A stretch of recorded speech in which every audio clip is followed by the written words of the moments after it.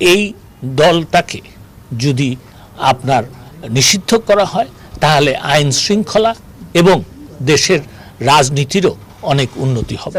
নির্বাহী আদেশে আজই নিষিদ্ধ হচ্ছে জামায়াত শিবির, বললেন আইনমন্ত্রী। প্রিয় দর্শক, অনুরোধ রইল ভিডিওটিতে একটি লাইক দিয়ে আমাদের ইউটিউব চ্যানেলটি সাবস্ক্রাইব করে দিবেন এবং ভিডিওটি সম্পর্কে আপনার মূল্যবান মতামত কমেন্টস করে জানাবেন। আজ বুধবার ৩১ জুলাইয়ের মধ্যে নির্বাহী আদেশে জামায়াত শিবিরকে নিষিদ্ধ করা হবে বলে জানিয়েছেন আইন, বিচার ও সংসদ বিষয়ক মন্ত্রী আনিসুল হক। গতকাল মঙ্গলবার সচিবালয়ে সাংবাদিকদের সঙ্গে আলাপকালে এ কথা জানান আইনমন্ত্রী। কোন প্রক্রিয়ায় জামাত শিবিরকে নিষিদ্ধ করা হবে জানতে চাইলে আইনমন্ত্রী বলেন, আওয়ামী লীগের সাধারণ সম্পাদক এবং সড়ক পরিবহন ও সেতুমন্ত্রী ওবায়দুল কাদেরের বক্তব্যের মধ্যে এ প্রশ্নের জবাব রয়েছে। মাননীয় প্রধানমন্ত্রী আমাকে নির্দেশ দিয়েছেন, এটা ঠিক যে আগামীকালকের মধ্যে একটা ব্যবস্থা নেওয়ার।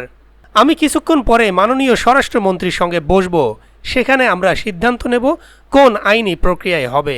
সেটা যখন আমরা সিদ্ধান্ত নেব তখন বলবো। এর মানে ৩১শে জুলাইয়ের মধ্যেই কি এই সিদ্ধান্ত নেওয়া হবে? এ বিষয়ে তিনি বলেন, ইনশাআল্লাহ।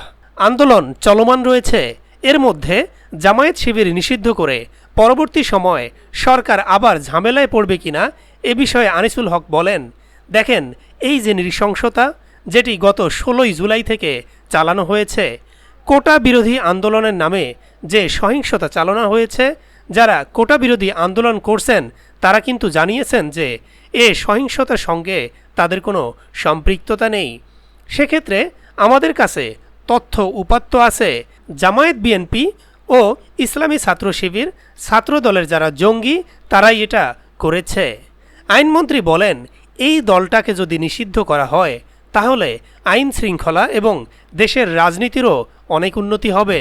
কোনো দলকে যদি নিষিদ্ধ করা হয় সেটি নির্বাহী আদেশেই হয়, সেটি কোনো বিচার বিভাগীয় আদেশে হয় না, বলেন আনিসুল হক। এর আগে শিক্ষার্থীদের কোটা আন্দোলনকে ঘিরে দেশ বিরোধী নৈরাজ্য, অস্থিরতা সৃষ্টির অভিযোগে জামায়াতে ইসলামী ও ছাত্র শিবিরের রাজনীতি নিষিদ্ধ করার পক্ষে একমত হয় আওয়ামী লীগ নেতৃত্বাধীন রাজনৈতিক জোট ১৪ দল।